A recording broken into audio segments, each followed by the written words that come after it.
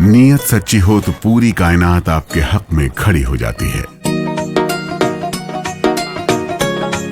ਮਾਨ ਸਰਕਾਰ ਨੇ ਨਹਿਰੀ ਪਾਣੀ ਦੀ ਸਮੱਸਿਆ ਨੂੰ ਨਜਿੱਠਣ ਵਾਸਤੇ ਬਹੁਤ ਵਧੀਆ ਕੰਮ ਕੀਤੇ ਆ। ਸਾਡੇ ਖੇਤਾਂ ਨੂੰ ਪਾਣੀ ਪੂਰਾ ਲੱਗਣ ਲੱਗ ਪਿਆ ਜੀ। माझा, मालवा, दुआबा और पुआध के इलाके दुआएं दे रहे हैं। ਮਾਨ ਸਰਕਾਰ ਦਾ ਬਹੁਤ ਬਹੁਤ ਧੰਨਵਾਦ ਕਰਦੇ ਹਾਂ। ਇਸ ਜੂਨ ਜੁਲਾਈ ਜਦੋਂ ਝੋਨੇ ਦੀ ਫਸਲ ਹੋਊਗੀ ਇਹ 85% ਤੇ ਪਹੁੰਚ ਜਾਾਂਗੇ। अस्सलाम वालेकुम दोस्तों, आज 2 जुलाई है। मैं आपका दोस्त नदीम अकरम हाजिर हूँ मिडल ईस्ट और दुनिया की 12 बड़ी खबरों के साथ। आज बात होगी अरब सागर में अमेरिकी नेवी हेलीकॉप्टर हादसे की, अमेरिका इजराइल के नए फौजी प्रस्ताव की, ईरान और IAEA की तनातनी की, ट्रंप के ईरान पर बड़े दावे की और तजाकिस्तान के राष्ट्रपति की अहम मौजूदगी की। तो चलिए बिना देर किए शुरू करते हैं आज की 12 बड़ी खबरों का सिलसिला, जहां पहली खबर देख सकते हैं अरब सागर में अमेरिकी नेवी हेलीकॉप्टर की इमरजेंसी लैंडिंग। दोस्तों, अरब सागर से एक बड़ी खबर सामने आई है। अमेरिकी नौसेना का MH-60S Seahawk helicopter emergency landing के दौरान हादसे का शिकार हो गया। इस घटना के बाद हेलीकॉप्टर में सवार 4 क्रू मेंबर में से 3 को सुरक्षित बचा लिया गया, जबकि एक जवान अब भी लापता है, जिसकी तलाश लगातार जारी है। अमेरिकी नौसेना का कहना है कि अब तक ऐसा कोई सबूत नहीं मिला है कि हेलीकॉप्टर को किसी ने फायरिंग से गिराया हो। हादसे की वजह का पता लगाने के लिए जांच शुरू कर दी गई है। ये हेलीकॉप्टर अमेरिकी विमान वाहक युद्धपोत USS गार्गियो HW बुश पर तैनात था। नौसेना ने यह नहीं बताया कि हादसे के समय हेलीकॉप्टर किस मिशन पर था। यह हेलीकॉप्टर समुद्री निगरानी, जहाज़ों के खिलाफ कार्रवाई और जवानों व सामान की आवाजाही जैसे अहम मिशनों में इस्तेमाल होता है। पर गौरतलब है कि ईरान के साथ जंग होने के बाद से अब अमेरिकी सेना में कम से कम 43 विमान और हेलीकॉप्टर या तो मार गिराए गए हैं, हादसे का शिकार हुए हैं या फिर क्षतिग्रस्त हुए हैं। पिछले महीने एक ब्लैक हॉक हेलीकॉप्टर भी ईरानी हमले की चपेट में आया था, जबकि अप्रैल में F-15E लड़ाकू विमान भी गिरा था। इन लगातार घटनाओं ने अमेरिकी सैन्य अभियानों पर नए सवाल भी खड़े कर दिए हैं। वहीं आप ये दूसरी खबर देखिए, अमेरिका इजराइल फौजी रिश्ता होगा और मजबूत, कांग्रेस में बड़ा प्रस्ताव। दोस्तों, अमेरिका की कांग्रेस में एक बड़ा रक्षा प्रस्ताव आगे बढ़ता दिख रहा है।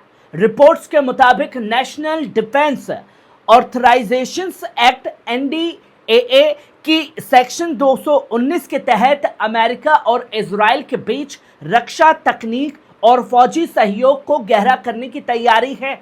इसमें artificial intelligence, missile defence, cyber technology और हथियारों के संयुक्त विकास जैसे क्षेत्रों में तालमेल बढ़ाने का प्रस्ताव है। हालांकि ये प्रस्ताव अभी पूरी तरह कानून नहीं बना है और इसकी अंतिम मंजूरी की प्रक्रिया लगातार जारी है। वहीं आप ये तीसरी खबर देखिए, एम्पायर स्टेट बिल्डिंग पर अनोखा प्रपोजल। दोस्तों, न्यूयॉर्क की मशहूर एम्पायर स्टेट बिल्डिंग पर एक कपल ने ऐसा काम किया जिसने लोगों का दिल जीत लिया। दोनों बिल्डिंग पर चढ़े और एक बैनर फहराया जिस पर लिखा था, जब प्यार की ताकत ताकत के साथ प्यार को हरा देती है तब दुनिया में अमन आता है। बैनर फहराने के बाद उनमें से एक ने वहीं अपने पार्टनर को प्रपोज किया। ये अनोखा प्रपोजल अब सोशल मीडिया पर तेजी से वायरल हो रहा है। प्यार, अमन और हिम्मत का ये नज़ारा लोगों को बेहद भावुक कर रहा है। वहीं आप ये चौथी खबर देखिए, ईरान पर ट्रंप का बड़ा दावा, परमाणु कार्यक्रम खत्म करने की कोशिश सही दिशा में। दोस्तों, अमेरिका के राष्ट्रपति डोनाल्ड ट्रंप ने ईरान को लेकर बड़ा बयान दिया है। ट्रंप ने यह दावा किया है कि ईरान के परमाणु कार्यक्रम को खत्म करने की कोशिश सही दिशा में बढ़ रही है और इस मुद्दे पर दोनों तरफ की बातचीत भी अच्छी रही है।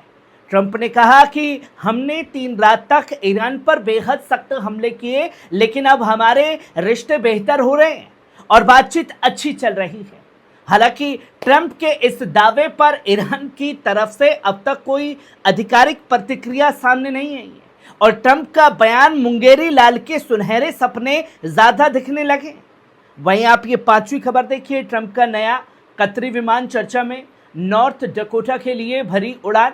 दोस्तों, डोनाल्ड ट्रंप आज अपने नए कतरी विमान से नॉर्थ डकोटा के लिए रवाना हुआ। इस विमान को लेकर पहले से ही काफी चर्चा हो रही है क्योंकि ये कतर से जुड़ा बताया जा रहा है। ट्रंप के इस सफर के बाद एक बार फिर सवाल उठ रहे हैं कि चुनावी और सियासी दौर में इस विमान का इस्तेमाल क्या नया संदेश दे रहा है। वहीं ट्रंप समर्थक इसे उनकी ताकत और रुतबे की निशानी भी बता रहे हैं। वहीं आप ये छठी खबर देखिए, ईरान का IAEA को दो टूक जवाब। दोस्तों, ईरान की संसद के स्पीकर ने साफ कहा है कि IAEA के निरीक्षकों को उन परमाणु ठिकानों पर जाने की इजाजत कभी नहीं दी जाएगी जिन्हें हाल की बमबारी में नुकसान पहुंचाया गया है। उन्होंने साफ कहा कि संसद ने इस बारे में बाकायदा कानून बनाया है और सुप्रीम नेशनल सिक्योरिटी काउंसिल में भी इसी के मुताबिक फैसला लिया है। इसलिए किसी भी हाल में इन प्रभावितों साइटों तक पहुंच की इजाजत नहीं दी जाएगी। ईरान का साफ तौर पर कहना है कि फिलहाल IAEA को सिर्फ दो जगहों, बुशहर परमाणु बिजली घर और तेहरान रिसर्च रिएक्टर तक ही सीमित पहुंच दी जाएगी और देश इसी दायरे का पालन करेगा। वहीं आप ये सातवीं खबर देखिए, सीजफायर पर नई कमेटी की तैयारी, इजरायली वापसी की निगरानी का दावा। दोस्तों, एक ईरानी पत्रकार संघ के अध्यक्ष शम्स अल वाइजिन ने दावा किया है कि अमेरिका, लेबनान और ईरान की एक संयुक्त कमेटी बनाई जाएगी जो सीजफायर की निगरानी करेगी। उनके मुताबिक ये कमेटी इजराइल से अलग रहकर काम करेगी और जंग के दौरान जिन इलाकों पर इजराइल ने कब्जा किया है वहां से उसकी वापसी का शेड्यूल भी तय करेगी। हालांकि इस दावे की अभी तक किसी आधिकारिक अंतर्राष्ट्रीय संस्था या संबंधित सरकारों की ओर से ऐलान नहीं हुआ है। वहीं आप ये आठवीं खबर देखिए, ईरान का बड़ा दावा। दोस्तों, ईरान के उप विदेश मंत्री और तकनीकी वार्ता दल के प्रमुख काजिम गरीबाबादी ने साफ कहा है कि दोहा में ईरानी और अमेरिकी प्रतिनिधि मंडलों के बीच कोई बैठक नहीं हुई। उन्होंने ये बताया कि ईरानी प्रतिनिधि मंडल की बैठकें सिर्फ कतर और पाकिस्तान के प्रतिनिधि मंडलों के साथ हुई। इन बैठकों में दोनों देशों के बीच हुए समझौता ज्ञापन यानी MOU के अमल पर बातचीत की गई। ईरान के इस बयान के बाद दोहा में अमेरिका ईरान बातचीत को लेकर चल रही अटकलों पर फिलहाल विराम लग गया है। वहीं आप ये नौवीं खबर देखिए, ईरान में न्यायपालिका की कमान फिर मोहसिन एजई के हाथ, 5 साल का नया कार्यकाल मिला। दोस्तों, ईरान से एक बड़ी खबर सामने आ रही है। देश के सर्वोच्च नेता आयतुल्लाह सैयद मुस्तफा खामेनी के आदेश पर हुज्जतुल इस्लाम वल मुस्लिमीन मोहसिन एजई को एक बार फिर 5 साल के लिए न्यायपालिका का प्रमुख नियुक्त किया गया है। इस फैसले के साथ मोहसिन एजई लगातार अगले कार्यकाल तक ईरान की न्यायपालिका की कमान संभालेंगे। माना यह जा रहा है कि आने वाले वर्षों में देश की न्याय नीतियों और अहम मामलों की जिम्मेदारी भी उनके ही नेतृत्व में आगे बढ़ेगी। वहीं आप ये 10वीं खबर देखिए, ईरान का अमेरिका को संदेश, जमे हुए फंड पर अमेरिकी कंपनियों से सहयोग जरूरी नहीं। दोस्तों, ईरान के कृषि मंत्री गुलाम रजा नूरी काजलेजे ने अमेरिका को लेकर बड़ा बयान दिया है।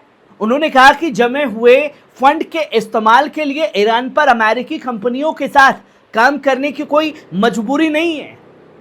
उनका साफ तौर पर कहना है कि ईरान अपने राष्ट्रीय हितों और कानून के मुताबिक फैसले करेगा और इस मामले में किसी बाहरी दबाव को स्वीकार हरगिज नहीं करेगा।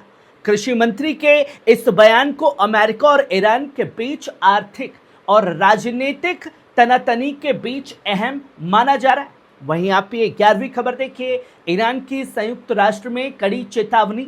दोस्तों, संयुक्त राष्ट्र में ईरान के राजदूत ने इजराइल के रक्षा मंत्री इजराइल काट्ज़ के उस बयान पर कड़ी आपत्ति जताई है जिसमें ईरान के सर्वोच्च नेता अयतुल्ला मुस्तफा खामेनी को कथित तौर पर निशाना बनाए जाने की बात कही गई थी।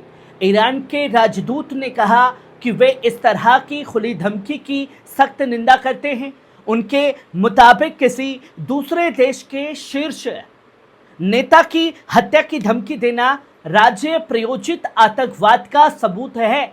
हालांकि इस मामले पर इजराइल की ओर से अब तक कोई नई आधिकारिक प्रतिक्रिया सामने नहीं आई है। वहीं आप आखिरी और 12वीं खबर देखिए, तजाकिस्तान के राष्ट्रपति अंतिम रस्मों में होंगे शामिल।